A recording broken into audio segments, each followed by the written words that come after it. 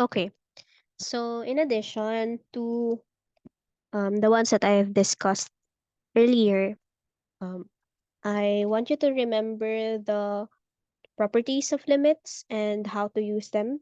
So refer to the notes and di pala notes. Refer to the slides for Unit 1 so that you are familiar with it. And now we continue. Next, we have some piecewise functions, and usually the thing that um, we ask there is about the continuity of the function at the junction points. So remember that a function is continuous at the point x equals a if and only if we have the following conditions. A, f of a is exists, and number two, the limit of f as x goes to a exists, so meaning the one-sided limits are equal and exists. And then finally, the limit of f as x goes to a is equal to the function value at x equals a, so f of a. If either of these three is not satisfied, we have a discontinuity. And we have three types of discontinuity. The first one is a removable discontinuity, wherein here we have the limit of f as x goes to a exists. The limit exists, but either f of a is undefined or the limit of f is not equal to f of a. So if you are to draw that, this will be the graph of your function. So you have a continuous function, meaning you can draw a line. You can draw the graph of the function without lifting your pen. But at the point x equals a, you have an open dot here, signifying that either f of a is not defined, or if you have a solid dot somewhere else above or below that open dot, then f of a is not equal to the limit of f as x goes to a. Next, we have another discontinuity. We call it a jump essential discontinuity whenever the limit of f as x goes to a from both sides exists, but they are not equal. So you have some function just like this, wherein we have a disconnected graph. So meaning at some point, your graph jumps to another part of your um, graph. And there is a gap in between the two points from the left and from the right. Next, we have an infinite essential discontinuity. This is when the limit of one um, function goes to a positive infinity or negative infinity.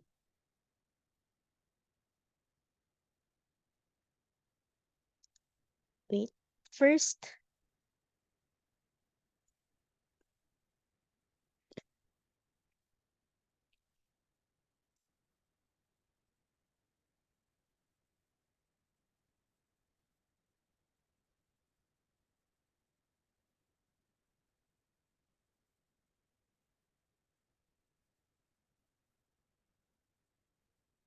hmm, okay. So, where am I? So, if you have a graph of a function, one part of your graph as x goes to a um, is either going to a positive infinity or negative infinity. It can also be both functions goes to a positive or negative infinity. And here at x equals a, we have what we call a vertical tangent. Okay, next we have I'll leave it up to you for the continuity of the function to review it by yourself. We have many exercises on this one. And this is just an application of solving for the limits of solving one-sided limits. One thing also is if you're given some removable function, one might ask to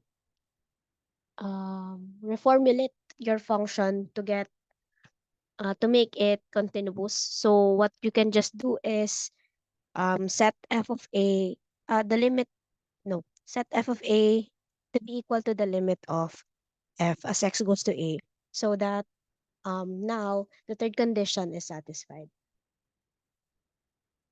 Next, we have the squeeze theorem.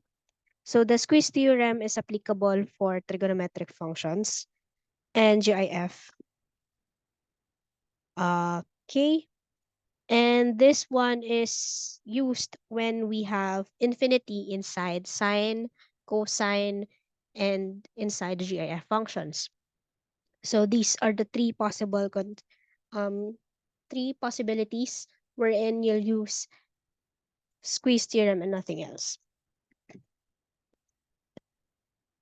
To solve using the squeeze theorem, we follow these steps. Number one, start with any inequality from above. So depending on your functions, we use the following inequality. So for example, for number one, we have if the function is sine of x, we use from -1 to 1. For cosine x, -1 to 1. If it's squared, 0 to 1. And if it's cosine squared, it's 0 to 1. And then for GIF, we start with this one and then apply some properties of the GIF. So for example, we want to determine or find the GIF limit of the GIF. Wait. Of this one, of this function. So the limit of 2x minus 1 over x as x goes to positive infinity. So since we have, if plug in infinity here, we have infinity, GIF of an infinity over infinity, we apply squeeze theorem. So we start with this function, x and here, and then x minus 1. Next, if it's twice this function, so we can multiply all things inside. This one becomes 2 times this one, and then 2x.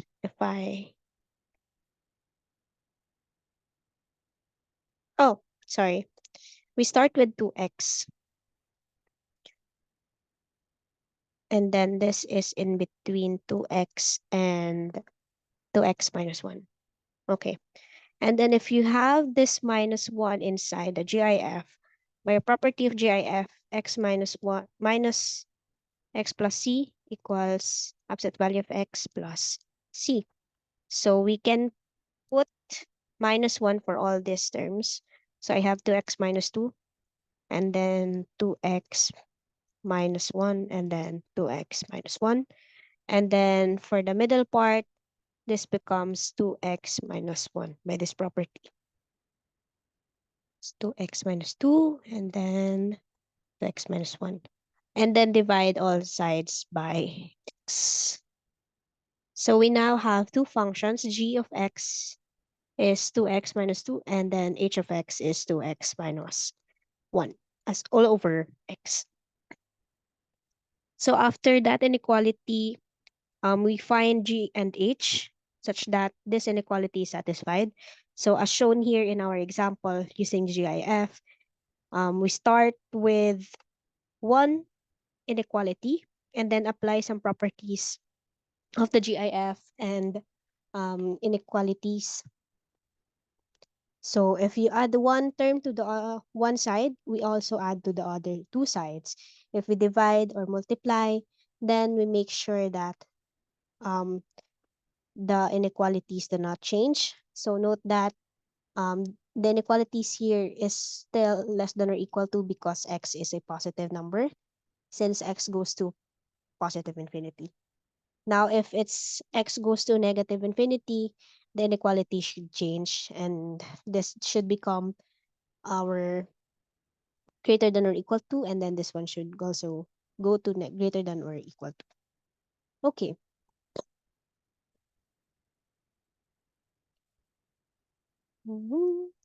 What is next? So now that we have g of x and h of x, we need to determine the limit as x goes to a. So solving for the limits, we have the limit of 2x minus 2 all over x, x goes to positive infinity. and the limit of 2x minus 1 all over x, x goes to positive infinity. And evaluating this limit, we have infinity over infinity, infinity over infinity.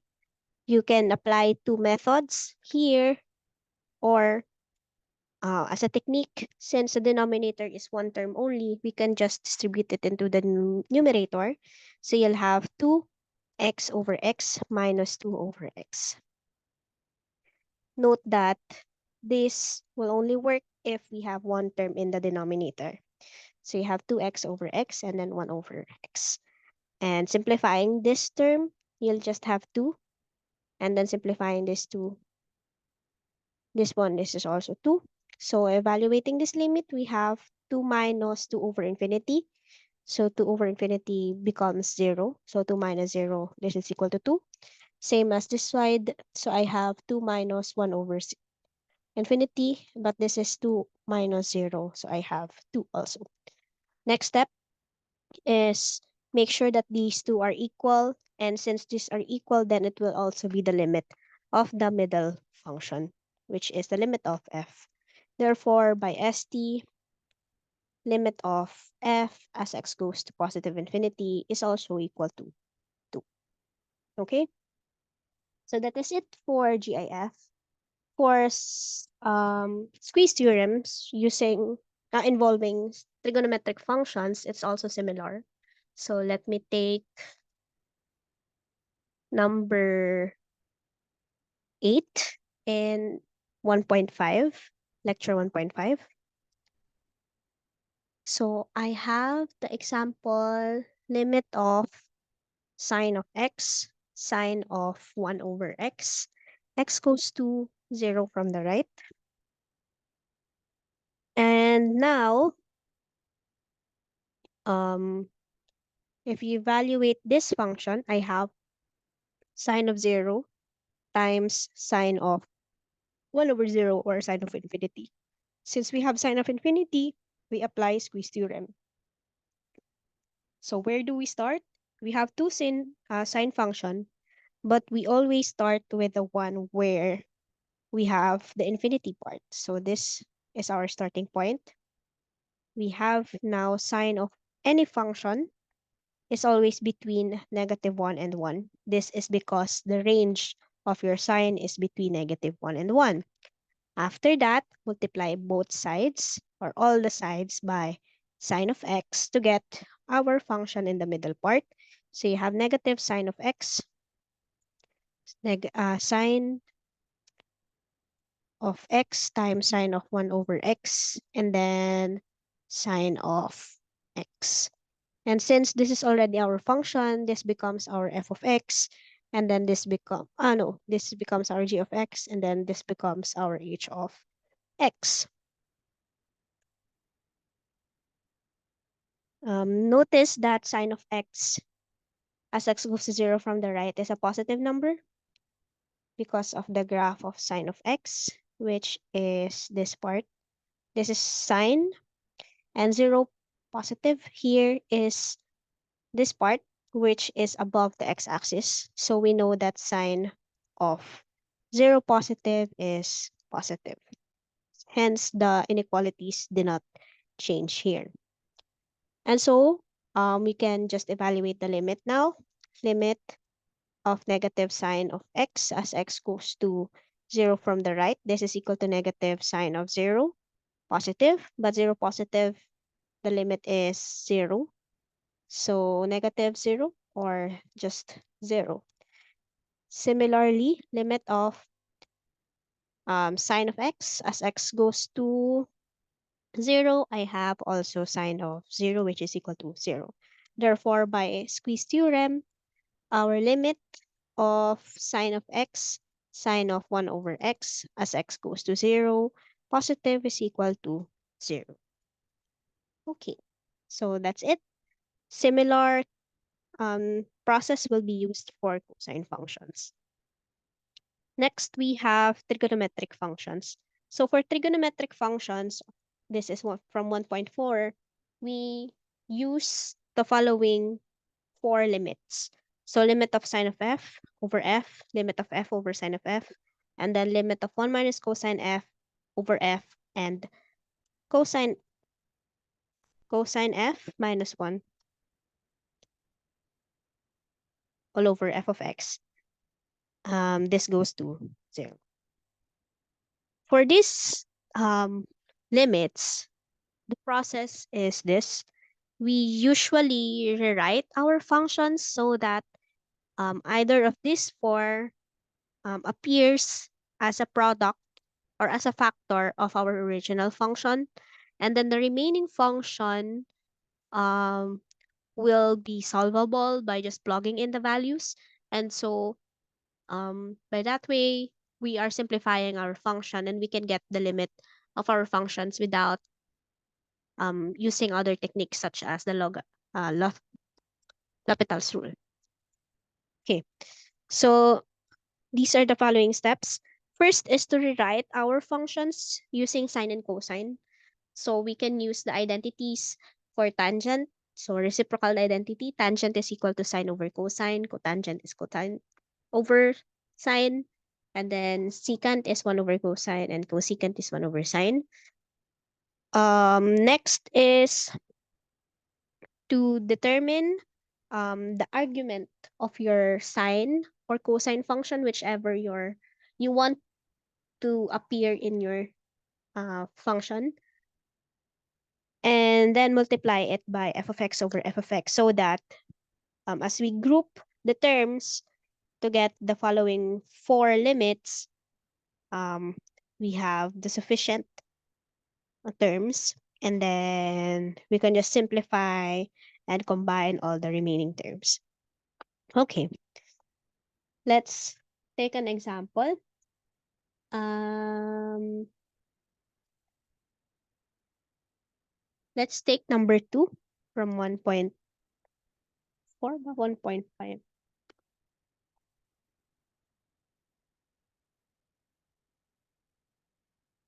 1.5 din pala, sorry. So let's take 1.5. So 1.5 number 2. So I have here the limit of cosine of 4x minus 1 plus sine of 6x all over tangent 2x, x goes to 0. First step is to rewrite our function in terms of sine and cosine. So we have cosine, sine. The one that we need to change is the denominator. So note that tangent is sine over cosine, but it's in the denominator. So instead, we'll have sine over cosine. So cosine 2x over sine 2x multiplied by the numerator, which is cosine 4x minus 1 plus sine 6x quantity. Do not forget some um, parentheses so that we can distribute properly. Next is to determine what f of x we can multiply to our function. So if you have here these functions, what can we do?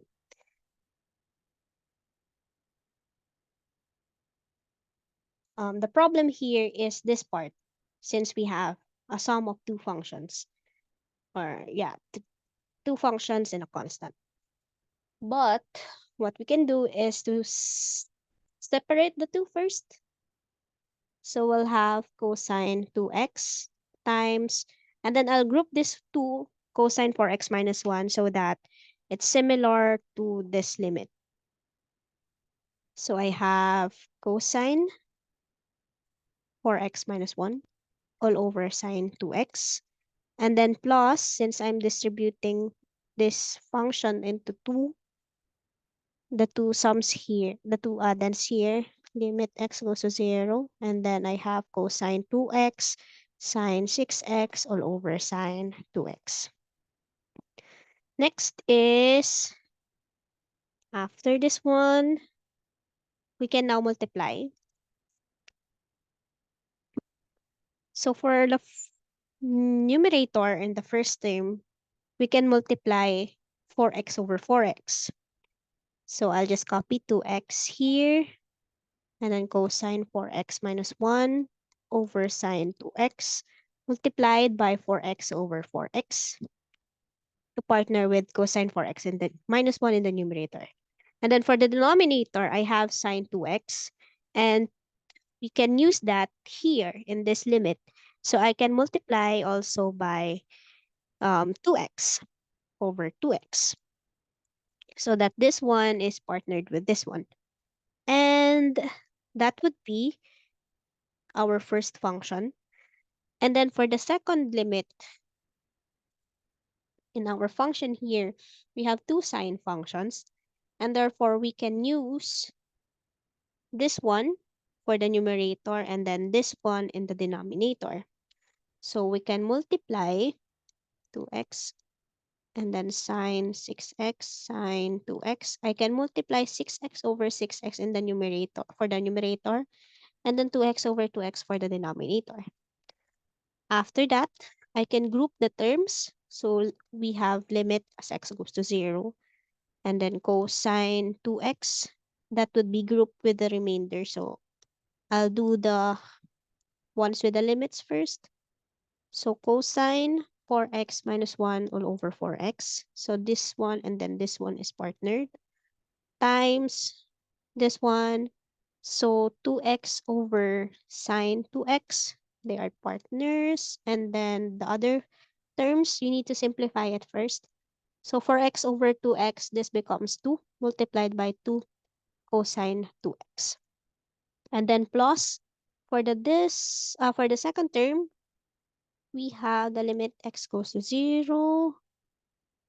So I have 6x over this one times 2x over sine 2x. And then the remaining term would be, so I have here 3. So 3 cosine 2x. And then we can now plug in the limits of our functions, this 4. So by a property of properties of limits, so the limits of a product are products of limits. So we can just put this becomes 0 when evaluating the limit. This becomes 1, this becomes 1, and this becomes 1. So we'll just need to determine the limit of 2 cosine 2x, x goes to 0. This is actually abuse of notation. But what you can do is to distribute the limit 3 times and then apply our limits from above. So this is actually just technically, the numerator is now 0 times 1 times 2 cosine 0 plus 1 times 1 times 3 cosine 0.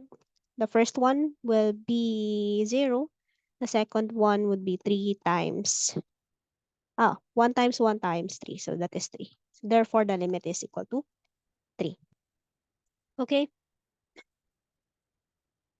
So that is it for the limits of trig functions. And then finally, I will be discussing the intermediate value theorem. So the intermediate value theorem states that if f is continuous on a closed interval AB, then there must exist a C such that uh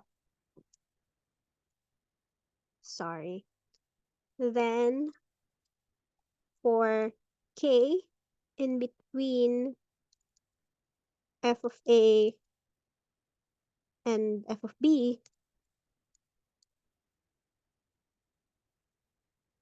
there should exist a C such that f of C equals K. So we use IVT to show existence of a zero of a function or just any value such that f of that value, function value, the function value of the function value at that point is equal to some given um, coordinate, y coordinate.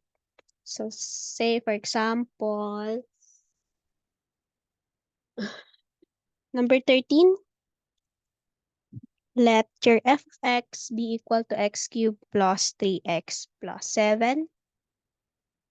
Show that there exists c such that f of c equals 4. To solve using IVT, what we do is first state the continuity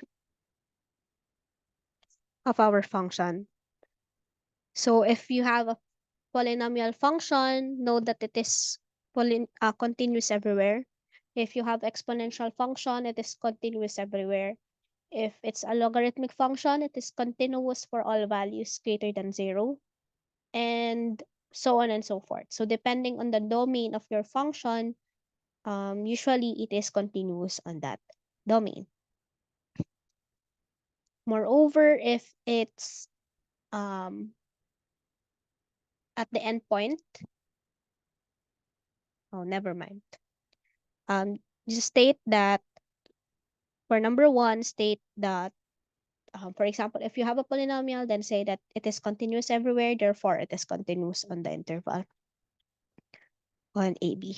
Next, you need to show that f of A and f of B contains K. So note here that it can also be f of B is less than or equal to f of less than or equal to K, less than or equal to f of A. So make sure that f of A and f of B are two opposite value, or not opposite values, two different values, and then K is between them.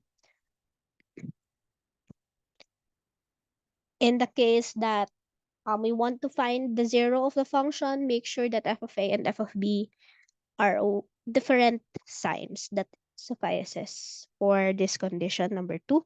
And then for the last part is the conclusion. So you can state by IVT, sorry.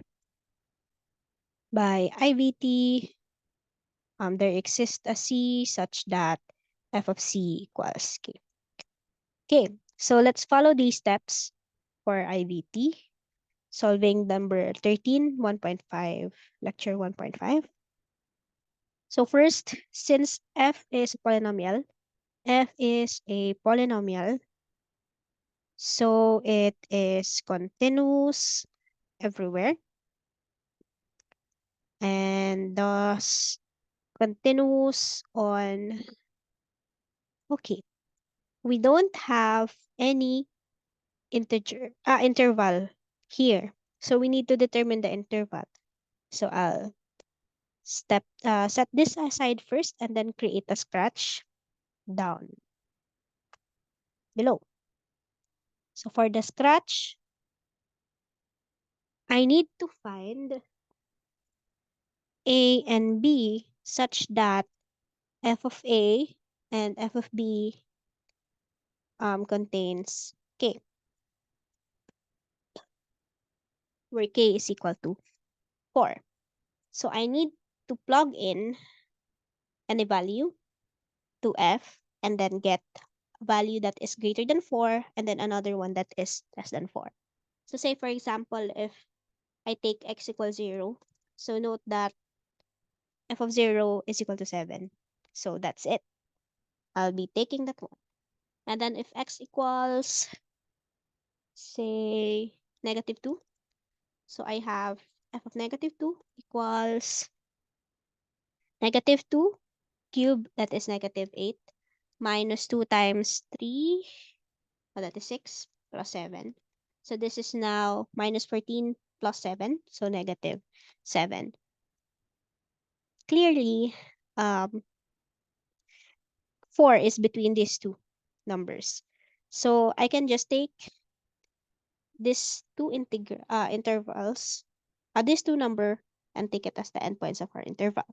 And thus continues on 0 to negative 2. Sorry, baliktad. -2 to 0. Letter B, solve for the function values at the endpoint. So f of -2 is equal to -7. And then f of 0 equals 7. Note that 7, -7 is less than or equal to 4 is less than or equal to 7. But here, this is f of 0. This is f of -2. And therefore, letter C, by IVT, there should exist a C inside our interval -2 to 0 such that f of C is equal to 4. And that's it for your IVT.